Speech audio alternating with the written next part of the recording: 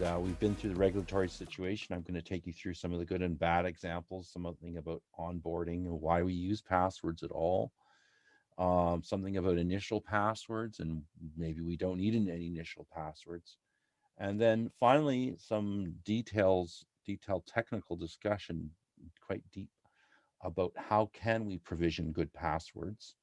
And finally, if you are convinced that passwords are dinosaurs, some more deep talk about what are some of the alternatives that you can deal with. So let's talk about the bad passwords. The most obvious one is admin. One list of default passwords show there's 943 devices that use this admin password. It's it's two times or so more common than the next most likely ones, and um, some debate as to what the most common password is because there's some confusion I noticed in some of the stuff as to passwords users pick versus passwords that um, OEMs pick. 1, 2, 3, 4 passwords also all very popular. But in the end, you recognize it's pretty much as powerful as the Cheeto keeping your bikes in your shed safe, as shown, and that's something to think about. So here's an example on the right of a password where they kind of got the right direction, but they didn't quite get it right.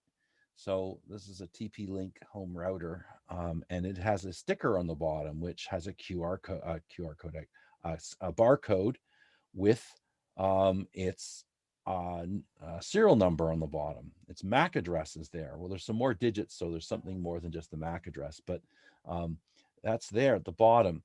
And that's the password, as you see, the last C276FA76. And you think, okay, well, that looks like a really relatively random password.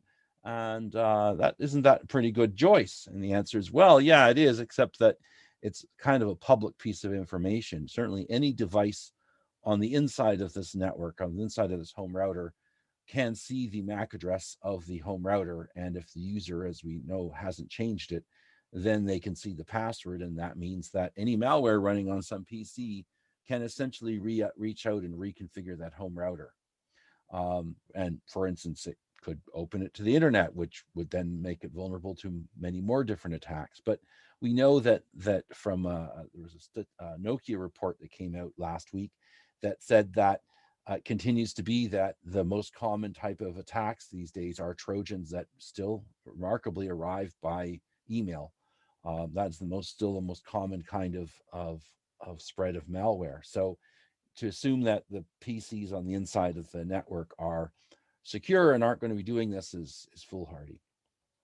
So let's talk about another situation of bad passwords. You think, okay, well, here's a Raspberry Pi. It has password Raspberry.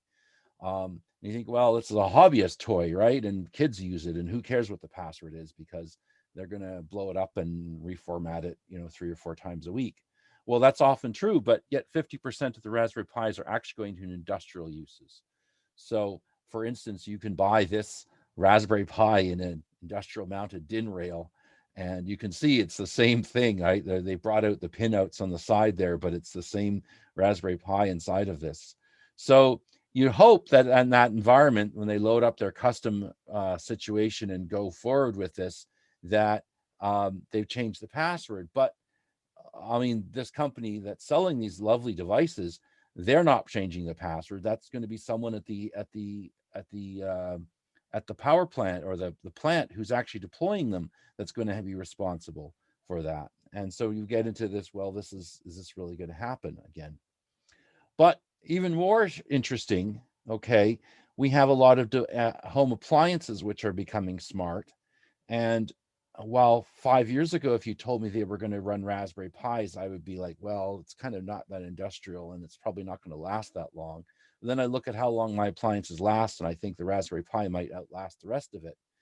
And this is an Orange Pi Zero.